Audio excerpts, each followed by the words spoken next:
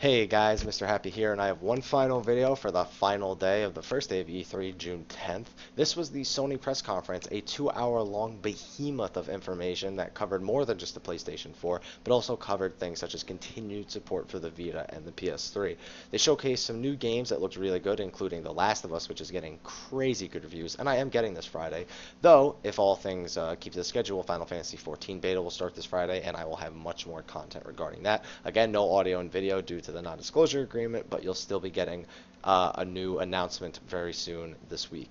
But some bigger news, because we're all Square Enix fans, I figure I'll cover this first. Final Fantasy Versus 13 has officially been renamed Final Fantasy 15. We've been given a little bit more gameplay today at E3, and it looks fantastic. There were some FPS drops, but over a stream it's really kind of hard to tell those. Overall, though, the game is looking fantastic, and I am glad to see them take the approach of renaming it from Versus 13 to 15, the official new installment of the Final Fantasy series. Also, Kingdom Hearts 3, while we didn't get a major update, we did get a little bit of a showcase of gameplay. Wasn't much, but it was enough to tickle our fancies after 8 years of waiting for the direct sequel to Kingdom Hearts 2. Again, there's not much information about this, but I'll be on the lookout over the next couple of days, especially when they're talking about HD 1.5 over the next couple of days. A few more things to talk about. Watch Dogs had a nice demo showing, and the game looks amazing. It's one of the best previews I've seen all day for a game. It was one of the few without technical difficulties, and not only was it a stellar stealth experience, but it was also a dynamic, innovative way of handling an open-world game where you are the villain and the hero. Assassin's Creed 4 had technical difficulties while they were doing it. They were difficulties to the point where they had to end the showcase. However, this seems to have been mostly a problem with Assassin's Creed 4, although I can't say that for certain because Destiny had similar problems, although the hiccup was a lot shorter.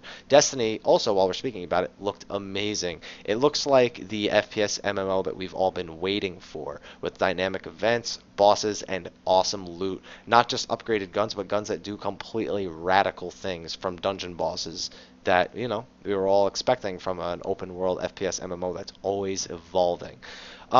They did manage to take the time out to show us some of their TV and movie and entertainment productions, but they didn't take too much time, and not only that, but their presentation was longer than Microsoft's, so they could make do with the extra 30 minutes. This is what made the first 30-40 minutes of the presentation a little slow, as they showed off the Vita, PS3, and entertainment platforms, but they made each of these presentations short and wonderful. They also showed off how big the indie market is going to be on the PlayStation 4 with their developer tools and the developer kit and the indie integration that they have for the PlayStation 4. It was really good to see. I was really impressed with the system. The price was a big deal. Now, let's just say this. Sony fired shots at Microsoft today. There's no doubt about it. They looked at every single thing that people were complaining about with Microsoft, and they fired direct shots at Microsoft that said, come get us, we have things that you don't, and these are the things that gamers want more than anything. These were used games and a price. Now, the DRM is also on the list, but DRM, because Microsoft's isn't that bad, it's really hard to say that Sony has a huge edge there. Sure, it kind of sucks that you have to log in once a day, but at least you don't always have to be online. That's somewhat of an improvement, but nothing big. Used games, they said there will be no restrictions, and they even released a hilarious instructional video, a direct shot at Microsoft again, showing how to share a game. All it does is it shows one guy hand a game to the other guy, and the video is over. It's a nice little 32-second video. Go check it out on Sony's YouTube channel. And also, the big deal, another thing was how it looked. It looks like two PlayStation 2s stacked on top of each other, and I am not complaining about it at all. It looks sleek.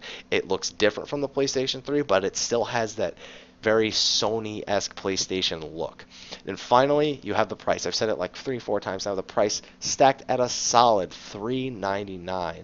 People were going wild when they announced it would only be a $400 system, which is a stark difference compared to the $600 system, $700 with the bundles, that it was when the PlayStation 3 debuted 7 or 8 years ago.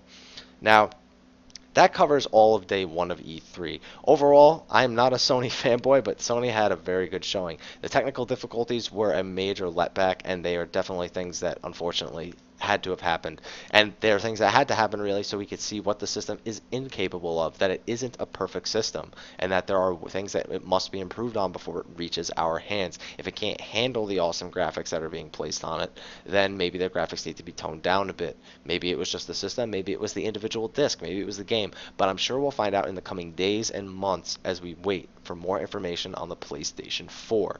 That wraps up day one of E3. I hope you all enjoyed it. I was super psyched about Final Fantasy 15 and Kingdom Hearts 3. Also, a big announcement: Final Fantasy 14 will be coming to the PlayStation 4. That was a big announcement that we've kind of been expecting, with the next generation right on the doorstep of a PS3 release of the game.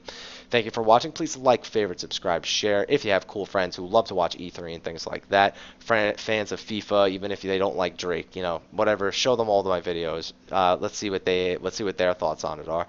And also, be on the lookout tomorrow, June 11th, and June 12th, and June 13th for exclusive coverage from me, thoughts, opinions, and information regarding the Square Enix conference. Now, this is going to be big because this is where Final Fantasy XIV really gets its limelight. This is where the game is going to shine, and I cannot wait for it. So thank you for watching. Have a good night. Sorry the video was a little late. Had to do a bit of debating, and I will see you for the rest of my E3 coverage.